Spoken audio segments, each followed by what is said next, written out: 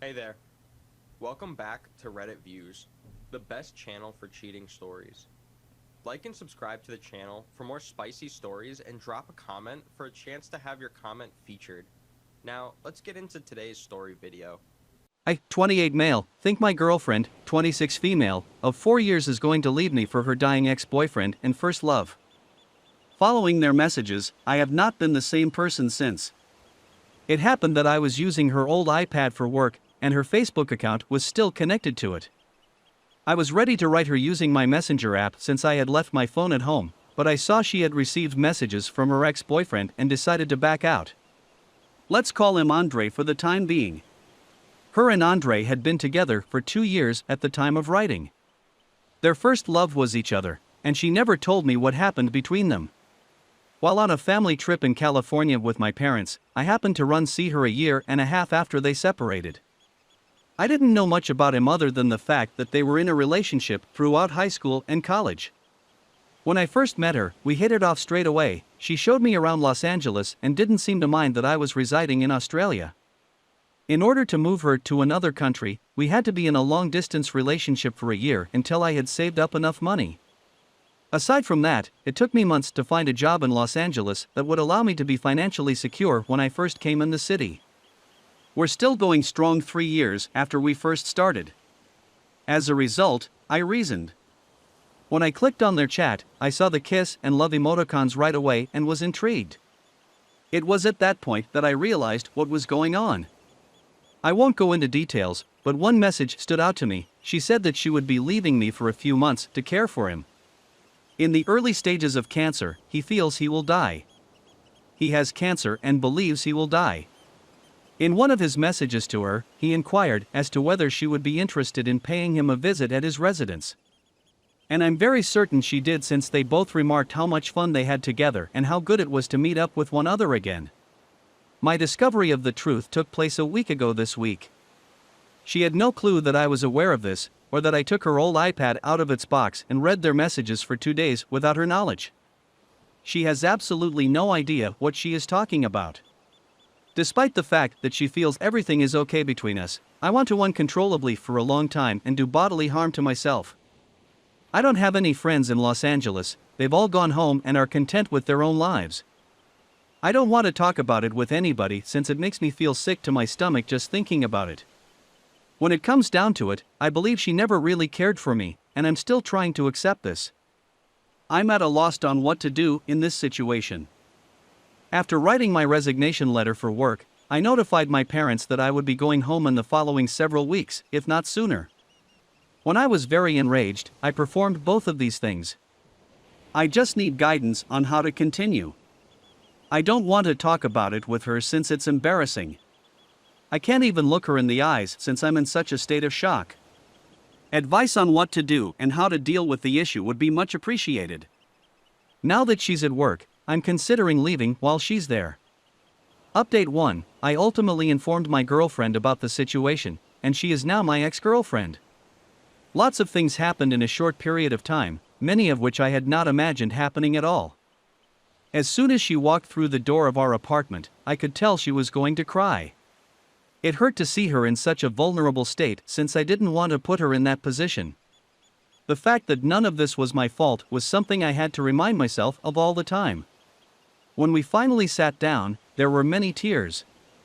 In my mind, I anticipated to be angry and enraged, and to be shouting at her the whole time, but instead I was pleasantly surprised. I told her that I had seen the messages and explained how I had ended up going through their whole conversation with the texts in hand. She justified her actions by telling herself that she felt bad for him and that she didn't know how to say no to him since they had such a lengthy history together. Then I told her that we had a far longer family history than they did, and she seemed surprised. I was there for her when she was at her lowest point, and I assisted her in getting back on her feet. She admitted to having had more than 3 encounters with him in the past. I had a strong feeling it was going to happen, but hearing her confirm it was devastating. I couldn't stop myself from weeping excessively at that point. Because my thoughts were rushing, I can't recollect some details of what happened. Even now, this is still the case. I remember telling her that I was done, that whatever we were going through was over. The woman knelt in front of me and pleaded with me to forgive her. I don't think I'll ever be able to do so. People that deceive me anger me greatly. By that point, I'd finished packing around 1/3 of my possessions. I assume she is content with him if she can treat me like way. After I posted my first post, I received a message from a Redditor who gave me a place to stay. We were just about 15 minutes away from his place, which he picked me up and dropped me off at ours. Besides that, he'll aid me in selling a large number of my items that I won't be able to transport back home, as well as in assembling all of my possessions in my apartment. We both agreed that he would not be identified in this post. The fact that I shared myself with this group rather than keeping it to myself has made me happy. Please accept my thanks on behalf of everyone else who has given me a position. It's nearly 3 a.m., and I'm just as sad as I've always been, but I'm trying my best to get through it. I sent my resignation letter to my employer this morning.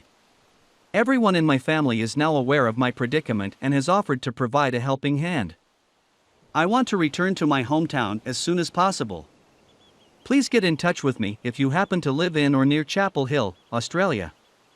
America, thank you for everything, but it's time to return home. Edit, it is not because I have been dumped that I am crying this time, rather, it is because I have realized that there is a whole world out there that is really concerned about my well-being. I can't believe I ever contemplated self-harm as a means of escaping the misery I was experiencing. I am astounded and delighted to be a part of this community. In fact, Anthony and his wife, who happened to be the Redditor that helped me, have declared this to be the best thing that has ever happened to them. I may have lost a girlfriend and a potential marriage, but I gained a swarm of new acquaintances, some of whom will become lifelong companions. I'm feeling better overall, save from one little inconvenience. It's still strange that she's no longer there, but what can a man do? She came to a choice, and I came to a decision. The next morning, I awakened to messages from her family begging me not to rush things and that she's naive and makes mistakes just like the rest of us. Although it's a pity that I won't be able to see her family for a lengthy period of time, they were very lovely people. I thanked them and said that, although I believe in second chances and acknowledge that everyone makes mistakes, cheating is a choice made by jerks and is never a mistake in my opinion. At roughly 5 a.m., I received an email from X. The email was much too long, and my eyes were aching from crying, so I deleted it soon after receiving it. I adore her, but I adore her much more. I'm well aware that it will take a long time for me to recover, but I guess I'll just have to wait. Final update, I wasn't able to sell everything in a short amount of time, but I was able to distribute it to others who were in desperate need of it. That in and of itself made me feel a whole lot better about my current circumstances. The number of goods I couldn't afford to bring back home was, including the television I bought for my ex, which she really enjoyed, the microwave, and my PlayStation 4. I'm now in Australia, and although things aren't going quite as planned, the situation I'm in is manageable for the time being. And to top it all off, my brother has been constantly assaulting me because of something foolish I said about a cancer patient when I was drinking.